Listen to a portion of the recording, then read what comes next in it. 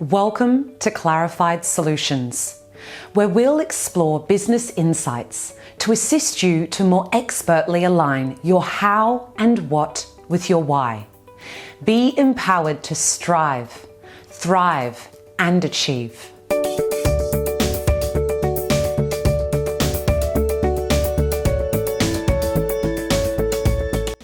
Hello everyone, and welcome to this week's discussion about cultural intelligence. This is a fascinating topic that encapsulates so many ideas, concepts, and a broad array of historical precedents. What does cultural intelligence mean to you? Have you ever explored this topic? Has this been something which has cropped up at work and you've had to deepen your understanding and appreciation for a cultural intelligence? Well, you're certainly not alone in your curiosity. Many academics and business professionals have taken it upon themselves to learn as much as they possibly can about the fine nuances within cultural intelligence and our understanding of it. One such person is Paul Early from the University of Tasmania Business and Economics School.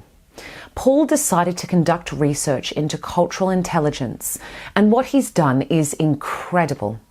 He's broken down the notion of cultural intelligence into three components. The first one being behavioural, the second is cognitive, and the third is motivational.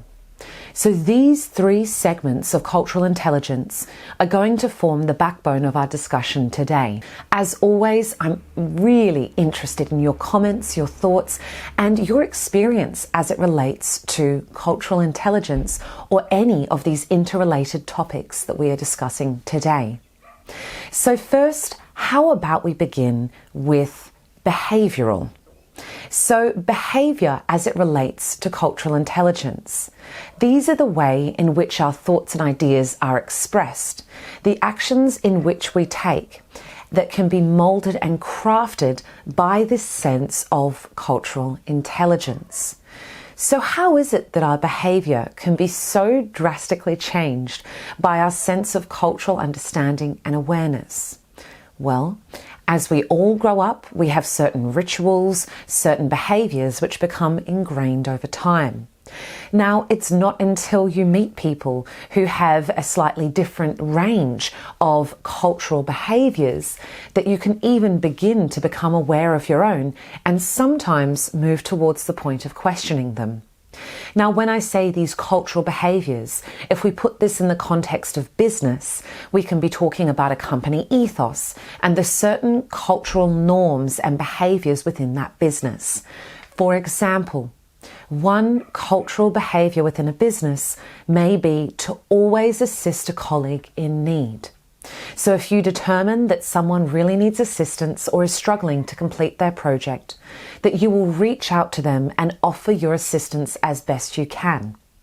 So this is one form of behavioural cultural awareness. So as I mentioned, sometimes when you come to a point and you notice that there are differences in cultural behaviour, it can really create a sense of dissonance within yourself, really questioning, okay, why is it that I do what I do?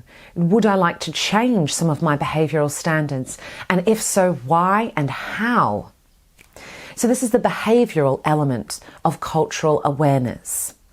Cognitive awareness. This is cognitive, all of the things that are rolling around in your mind that you're contemplating on a day-to-day basis and people may not be aware.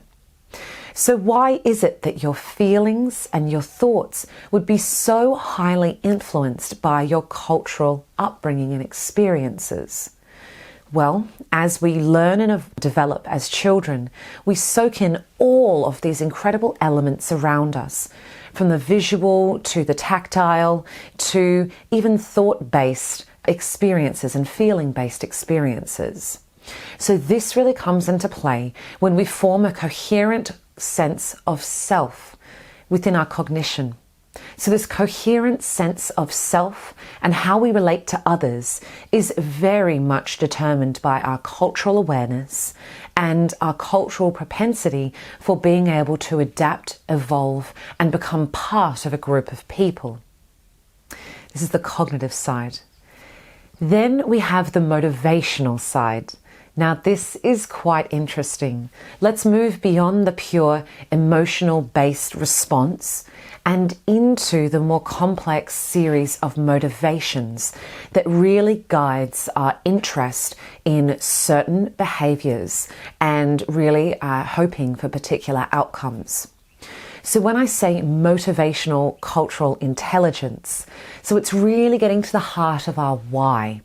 A topic that we discuss across many of our business insights, as it really does form the core and the golden center of all it is that we discuss.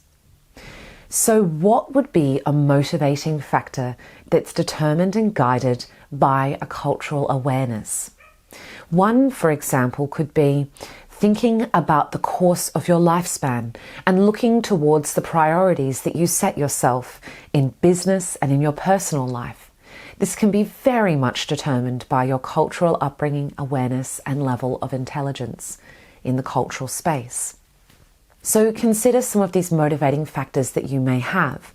In the sense of life planning, as I was alluding to, this could be when to transition into a formal education space, when to transition into a particular type of intimate relationship, when to begin a business that you've been thinking about, to begin a family.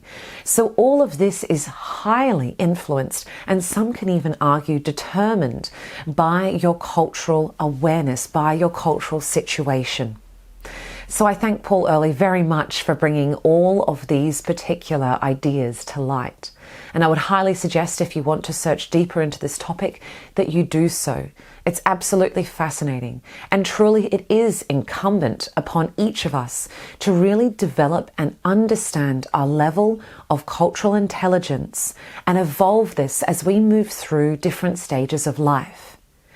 One thing which I've observed is the people who tend to be the most connected, respected, and also the most grounded in their business practice have a high degree of empathy and also cultural intelligence. I'll leave you to ponder this, and I'm wishing you all the best. Take care. Speak soon. Now, if you'd like to hear more about these particular insights with Clarified Solutions, please like and subscribe below. You can also follow me on Instagram at Clarified Solutions Services, or on my Facebook page, Clarified Solutions. I look forward to many more discussions with you. All the best. Take care.